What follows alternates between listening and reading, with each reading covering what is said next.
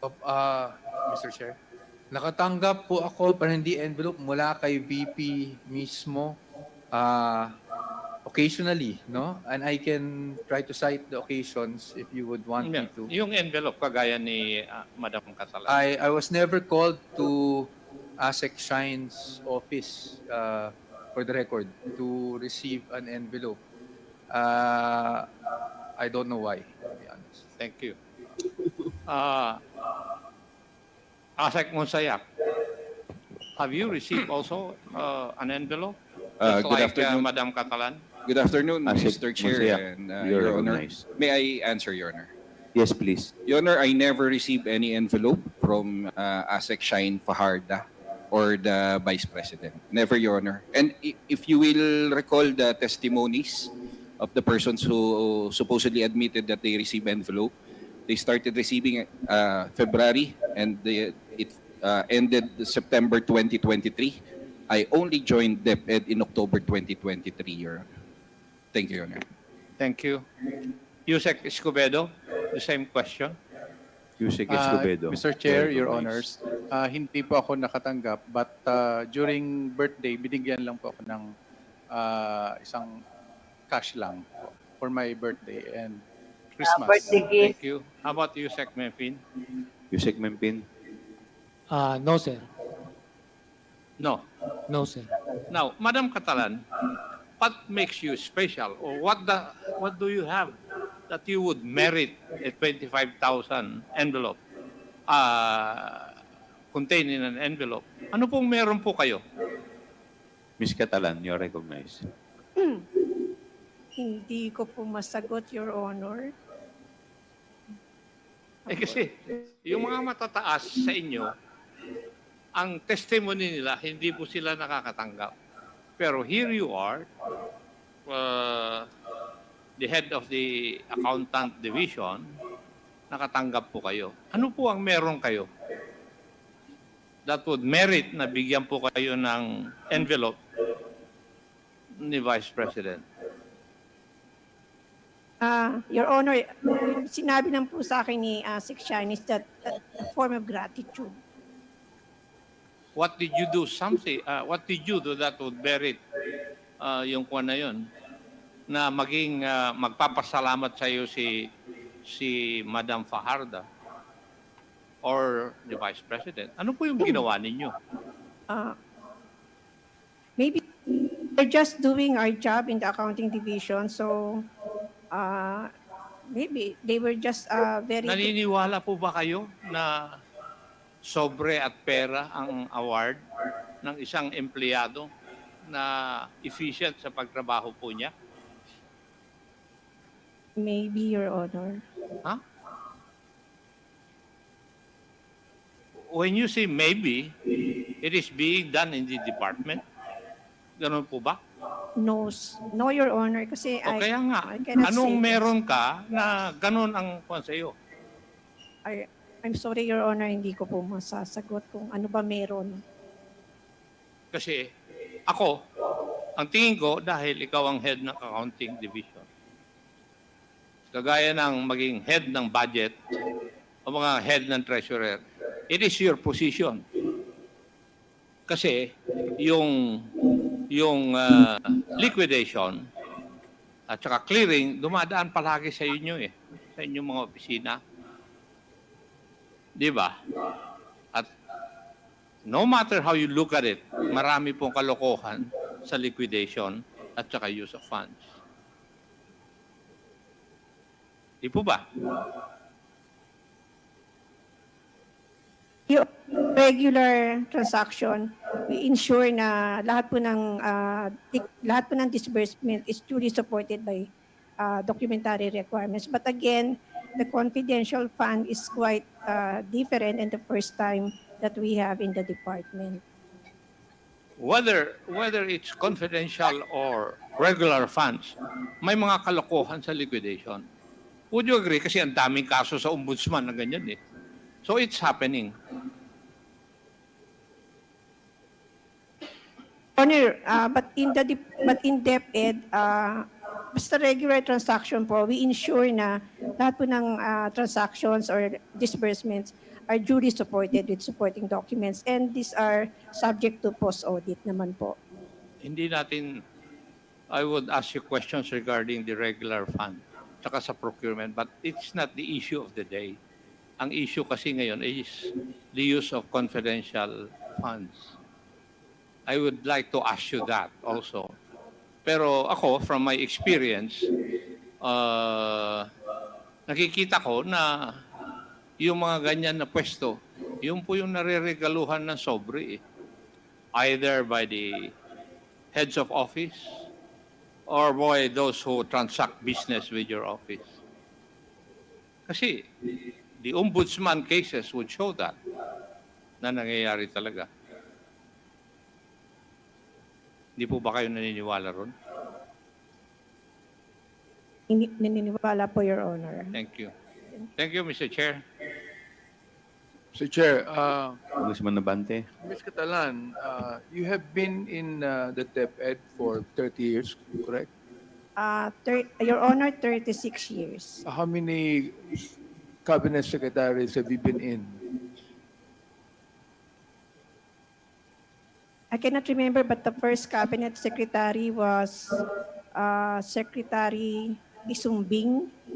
Were you even given envelopes during those times on different secretaries? Your Ms. Honor, as Catalan? I mentioned earlier, there was no giving of envelopes in all these years except in 2023. So therefore, only when the Vice President was the Secretary of DepEd. Yes, Your Honor. Okay. You've got to realize that those 9 envelopes has a total amount of 225,000. Am I right? Yes, Your Honor. Okay. Attorney Powa, do you remember receiving an envelope that has about 200,000 in it? Mr. Chair, Your Honor, no. The simple answer is no. The biggest, if I need to share, Yeah, go probably when one time nakwento ko nga na nag-reimburse ako because of a media party, no, for just to host the media for Christmas. I was given around 20 to 25 at that time, which was, well, to be candid, lower pa than what I made abono, but who are we to diba? So, but never, not definitely not 200, not 100,000, not 50,000. Oh, Ms. Catalan, he was an undersecretary of DepEd, the spokesperson of the Vice President, yet he has not even received, that amount of money during his time. I would even guess that Yusek Escobedo and Yusek Mempin, who have received gifts, during your birthdays and Christmas, for example, you have not received that much, have you? No, Your Honor, Mr. Chair. No. Yusek Escobedo? No, Your Honor. So hindi po ba kayo nakakahalata na Ms. Catalan na napakalaki ng natanggap ninyo for those 9 envelopes? More than all of this USEC here that have a higher position than you have? No, Your Honor, kasi I do not have any information or I'm not aware that nakakatanggap or sino yung nakakatanggap at hindi. Yeah, but you are aware of the law. You are aware of Republic Act.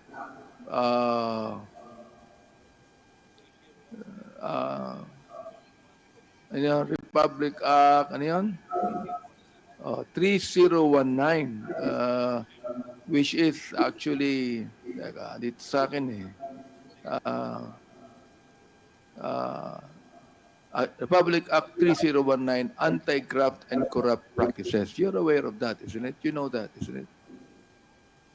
Yes, Your Alam mo Honor. yan? Okay, wala naman So, I mean, dapat nakikita na natin ngayon yan kung paano. That's the reason why asking you na I would even guess that those envelopes you received were a form of pressure on your part to sign. Ilan po, Mr. Chair? Your Honor, I would like to welcome to our hearing Honorable Charissa Ansi Hernandez, representative of the Lone District of Calamba City. Thank you, ma'am, for attending. Thank you. Yes, Congressman Mika. Mr. Chair, just a quick follow-up from my interpellation earlier. I just wanted to ask COA once again. You mentioned that there was an AOM that has already been issued for the regular funds for 2023.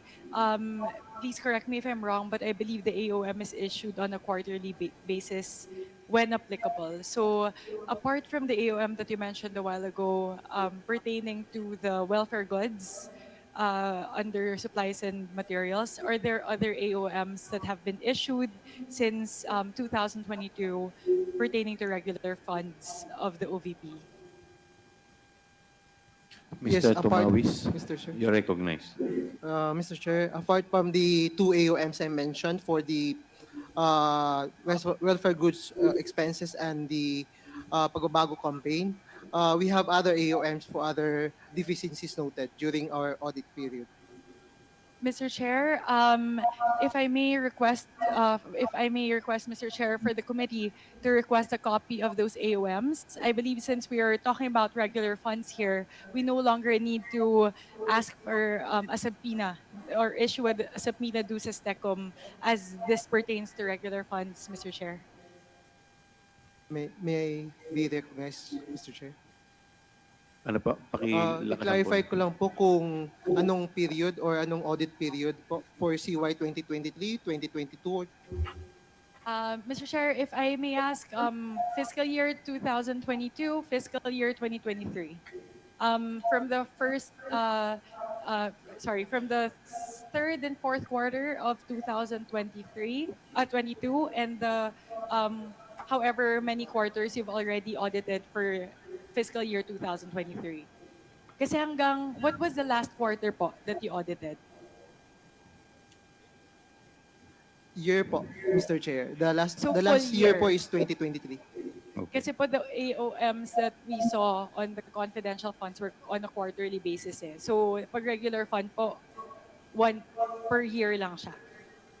Continuous lang po siya, and every time na may makita kaming deficiencies, we communicate the results of our audit during the year po. If that's the case, Mr. Chair, may I please request for all AOMs issued by the Commission on Audit with regard to regular funds of the Office of the Vice President from fiscal year 2022, 2020, and 2023, Mr. Chair. COA, please take note of the manifestation of Congresswoman Mika Swansing. Yes, Mr. Chair. Yes. Noted. Meron pa po bang concern? Mr. Chair, Yes, please follow up continue. lang po. Mr. Chair, kanina lang po, I was thinking about the response of COA to one of the questions pertaining to the welfare goods. Kasi po, you mentioned in the AOM that was issued for the welfare goods, the main deficiency that was found there was a lack of a distribution list. May you please confirm that, Mr. Chair, on the part of COA? I-broaden ko lang po na ang deficiencies is pertaining to the gaps on the existing guidelines on the distribution of welfare goods po, not on the distribution list per se. Mr. Chair, may we please ask COA to enlighten us. What does it mean to be non-compliant with the guidelines with regards to distributions? Because it's, for me, it's a little bit alarming. Say, if there are two different things. If you talk about non-compliance with distribution guidelines, you can either be talking about non-compliance with internal controls, which you mentioned are receipts, distribution lists, etc. But on the other hand, there could also be deficiencies around supplying names of actual beneficiaries, in which case it is no longer an internal control issue, but rather a utilization issue, an accountability issue. So I just wanted, Mr. Chair, for COA to enlighten us kung ano po yung deficiencies nila when they say it's non-compliance with distribution policies, Mr. Chair. If I may allowed po to read na lang po yung nasa report po namin. Please do so. So, in the review of welfare goods expenses amounting to 176 million for CY 2023, it revealed that due to gaps in the guidelines and procedures provided in the Office Order Number 2023-21 dated October 13, 2023, the guidelines on the receipt and distribution of welfare and control measures, various deficiencies in the distribution of welfare goods were noted. Then ito po yung mga deficiencies. First is the following documents needed to support the distribution of welfare goods were not required by the agency to be submitted. Then next, they are delayed preparation of Mr. Chair, financial. mahaba pa ba yan? You can just submit that to us. Medyo mahaba po, Mr. Sige, Chair. Mr. Chair, I already got what I wanted to hear actually, and which I actually hope not to hear, which was hindi nag-request yung agency ng documentation with regard to distribution. Tama po ba? Kasi ang ibig sabihin po nun, walang patunay na distribute po yung mga welfare goods. Yun po yung pagkakaintindi ko doon po sa sinabi nyo. Bali po dun sa Mr. Chair, yung pong guidelines po sa existing guidelines po nila, hindi po nakalagay doon na kailangan isubmit itong mga documents na to. So where in fact, kaya po namin nire-recommend na kailangan po i-include o improve po yung guidelines na i-include ito sa isasubmit sa amin to suffice po yung distribution of welfare goods. So Mr. Chair, ibig sabihin po ba nito, yung 176 million pesos na goods, welfare goods, mga relief goods, wala pong documentation kung sino ang nakatanggap at kung may nakatanggap ba talaga nitong mga distributed goods na ito? Mr. Chair, hindi po lahat yung 176. That's the amount recorded expenses for welfare goods. But then there is some amounts po doon na may mga kulang or may mga deficiencies ng documents. But then the rest mostly have distribution list po. So itong mga na-mention po namin dito sa report, nakalagay po dito is some, hindi po lahat ng 176. Because we Mr. also to manifest na hindi po kami 100% audit. So we audit on a sampling basis.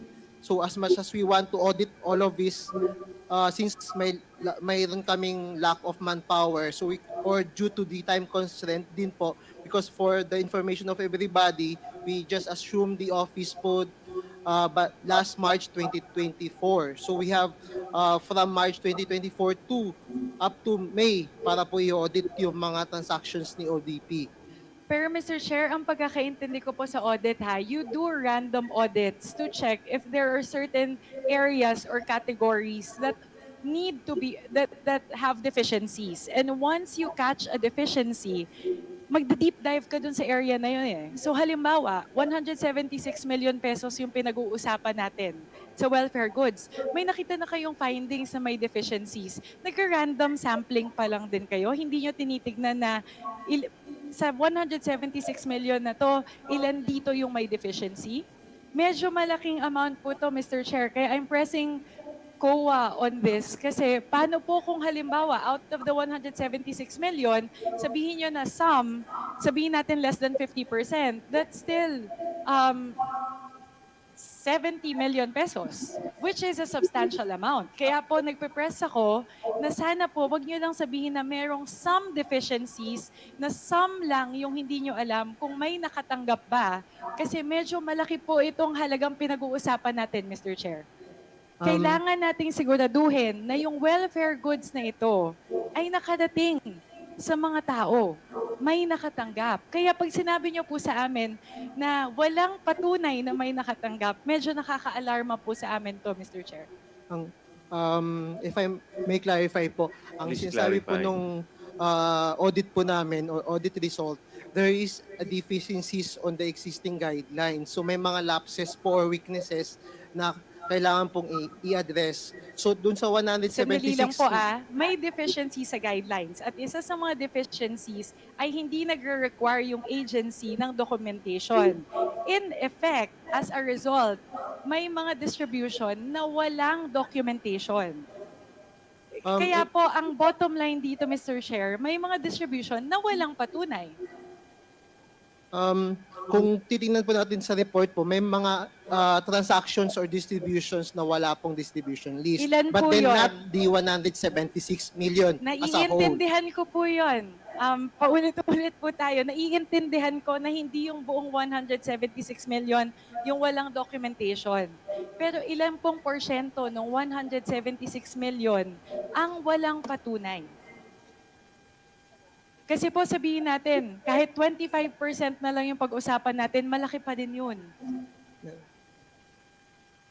For the documentation or incomplete documentation, we have part of the audit report po yung nandito. First is yung na-mention po nung last time na hearing na pinresent po ni Congressman Luistro, wherein may mga lacking documents po. For example, yung post-activity report, acknowledgement receipt.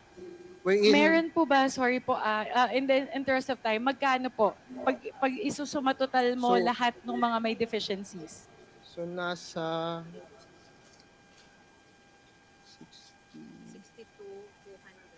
meron pong 62 million, may 218,000, 460, 434,000, and 557. But then as to the post-activity report, the head of the agency or the management of the OBP has submitted their comment that these documents were attached on the liquidation of the cash advances ng mga satellite offices. Hindi lang po na-i-attach doon sa liquidation or doon sa distribution ng welfare goods. So, as of now po, kaya po nilagay namin or sinasabi po namin na nandun pa rin naman po yung as to validation, na-validate din po namin yung doon sa mga nandun sa other attachments. Hindi lang po siya na-attach. So that's why one of the recommendation po dun sa AOM po namin is to revisit yung existing guidelines and then mas paigtingin yung mga controls para po yung mga kulang-kulang na documents. Hindi kasi sinasabing kulang talaga o walang documents. May mga documents naman po for the distribution list. There's just a weaknesses on the controls or lapses on the submitted documents po sa amin. Mr. Chair, ganito po, I recognize COA's effort to address the gaps in the guidelines. Pero we also have to be cognizant of the 62 million pesos that is already in question na merong deficiencies. So, Mr. Chair, I would like to ask COA by the next hearing po to please give us a definitive answer. How much of the 62 million has been cleared up doon po sa mga attachments? Kasi baka naman majority pa rin, hindi pa rin accounted for.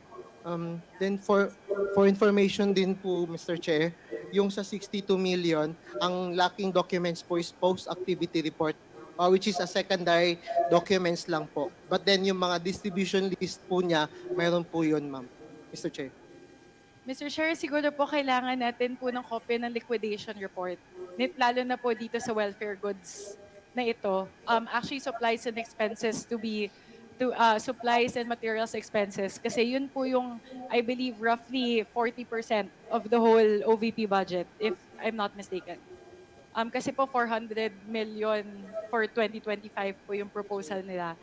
So yun lang, Mr. Chair. We just want to make sure that there's a difference kasi between internal control deficiencies and utilization issues, liquidation issues. Kaya yun lang po, Mr. Chair. If I may request for those two documents, all the AOMs issued by COA for the regular funds of the Office of the Vice President for fiscal year 2022 and 2023. At saka po, ito pong mga liquidation, ito pong mga items in question with regards to the welfare goods, Mr. Chair. Thank you very much, Mr. Chair. Thank you very much, Mr. COA. Chair, Thank you. Yes, Congressman if Abante. you remember, COA, we have asked that question before, no?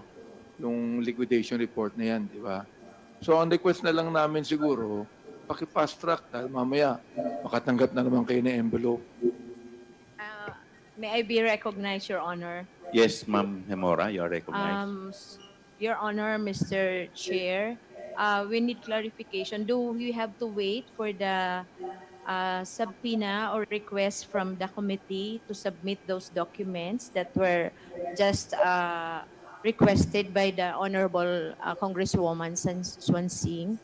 Mr. Chair, if I may be recognized, Yes, Congresswoman Mr. Swansea. Chair, since we're talking about regular funds here, I believe we don't, this request doesn't necessitate the issuance of a subpoena anymore. Kasi from what I understand, a subpoena duces tecum is required if we're asking for pertinent documents relating to confidential funds. But since we're talking about regular funds here, like ComSec and I had this conversation a while ago, we no longer need the subpoena, right? I confirm, Your Honor. Confirm, Your Honor. But we can request for a request, or is this forum and for further approval of the chair, we'll just represent to our chair that there's a request from the committee, or we will wait for the formal request from this committee. Formal request, Mr. Chair. Kailangan niyo ba yan? Yes, sir. Your Honor. This We is will, already put on record. This is already put on record. So there should not be any more formal requests. You should have to submit that to us. Okay, Your Honor, Mr. Chair, we will just verbally communicate with our chair for the approval of the Honorable Chair of the Commission on Audit.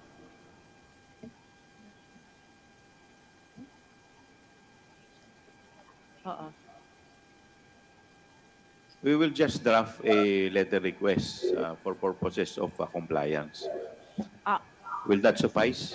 Yes, Your Honor. Thank you Okay, very thank much. you po. Kung wala na po tayong mga concern, meron pa po bang ibang matters? that Your we would Honor. like to discuss? Yes, Congressman Abante. Motion to suspend. There's a motion to suspend, duly seconded. Is there any objection? Hearing none, the committee hearing of the Committee on Good Government and Public Accountability is hereby suspended. Suspended na siya. Suspended.